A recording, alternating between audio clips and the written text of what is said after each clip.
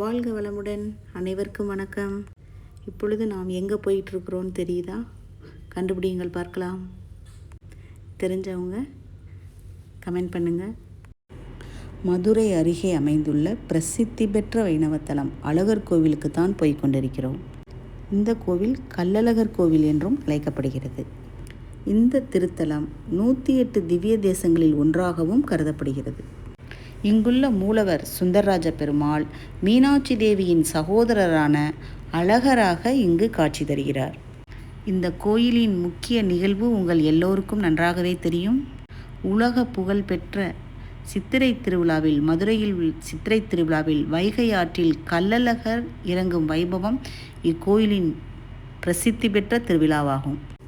தற்பொழுது 18ஆம் படி கருப்பசாமி தெய்வம்தான் பார்த்து கொண்டிருக்கின்றீர்கள். இந்த கோயிலின் காவல் தெய்வமாக விளங்கும் 18ஆம் படி கருப்பசாமி சன்னதி மிகவும் பிரசித்தி பெற்றது. பக்தர்கள் இங்கு வந்து வேண்டுதல் செய்து தங்களுடைய வேண்டுதல்களை நிறைவேற்றி அரிவாள் வாங்கி வைப்பார்கள்.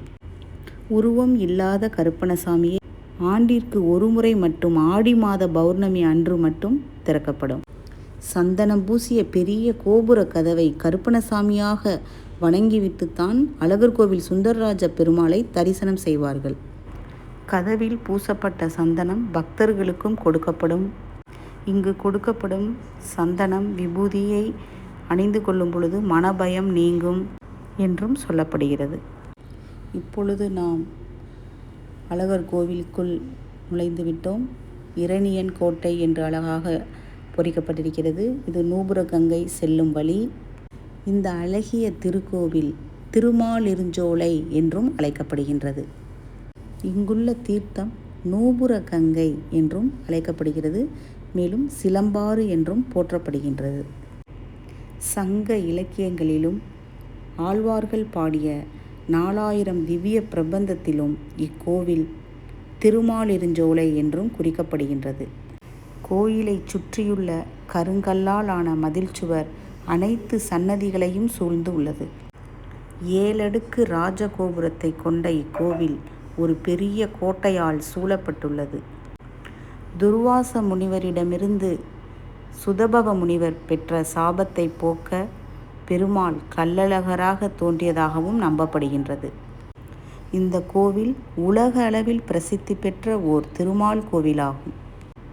108 வைணவ திவ்ய தேச திருப்பதிகளுள் அதிகமாக பாடல்கள் பெற்ற திவ்ய தேசமும் இதுவே ஆகும். பாண்டிய மன்னர்கள், விஜயநகர மன்னர்கள், மதுரை நாயக்க மன்னர்கள் ஆகிய பல மன்னர்கள் திருக்கோவிலுக்கு பல திருப்பணிகள் செய்துள்ளனர். கோவிலின் பிரகாரத்தில் உள்ள ஜுவாலா யோக நரசிம்மர் பிரசித்தி பெற்றதாகும்.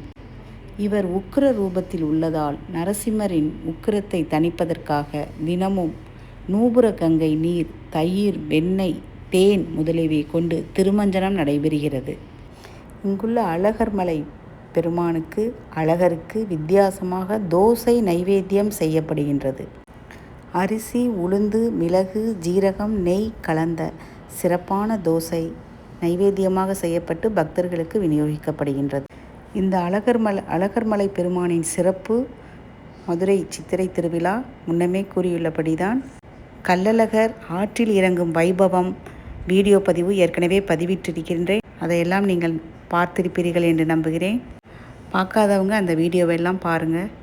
பார்த்துட்டு எப்படி இருக்குன்னு கமெண்ட் பண்ணுங்கள். பெரும்பாலோருக்கு இந்த அழகர் கோவில் குலதெய்வமாகவும் விளங்குகின்றது. அதனால் காது குத்துதல், மொட்டை எடுத்தல் போன்ற நிகழ்வுகளும் இங்கு விமரிசையாகவே நடைபெறும்.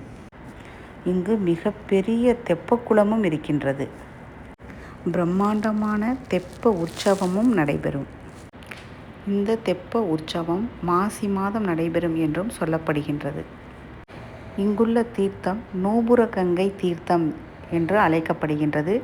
மலையிலுள்ள புனித சுனை நீர் இங்கிருந்துதான் பெருமாளுக்கு தினமும் திருமஞ்சனம் நீர் கொண்டு செல்லப்படுகின்றது. இந்த அற்புதமான அழகர் கோயில் மலையில்தான் முருகனின் அறுபடை வீடுகளில் ஒன்றான பழமுதிர்ச்சோலையும் அமைந்துள்ளது. மதுரை அழகர் மலை உச்சியில் அமைந்துள்ள புகழ்பெற்ற ராக்காயம்மன் கோவிலும் இந்த அழகர் மலையின் தொடர்புடையது தான். 1000 ஆண்டுகளுக்கும் மேலாக வற்றாத நூபுர கங்கை என்று அழைக்கப்படும் சிலம்பாறு நீர் விழும் இடத்தில்தான் இந்த ராக்காயி அம்மனும் வீற்றிருக்கின்றார். இந்த ராக்காயி அம்மன் அழகரின் காவல் தெய்வமாகவும் பார்வதியின் அம்சமாகவும் வணங்கப்படுகிறார்கள். இதுபோல் பயனுள்ள தகவல்களை தொடர்ந்து பெற இந்த யோகம் ஜோதிடம் சேனலை அவசியம் சப்ஸ்கிரைப் செய்து கொள்ளுங்கள். இந்த வீடியோ பதிவு பிடித்திருந்தால் லைக் பண்ணுங்கள், ஷேர் பண்ணுங்கள். ஜாதகம் பார்க்க தொடர்பு கொள்ளலாம். நன்றி.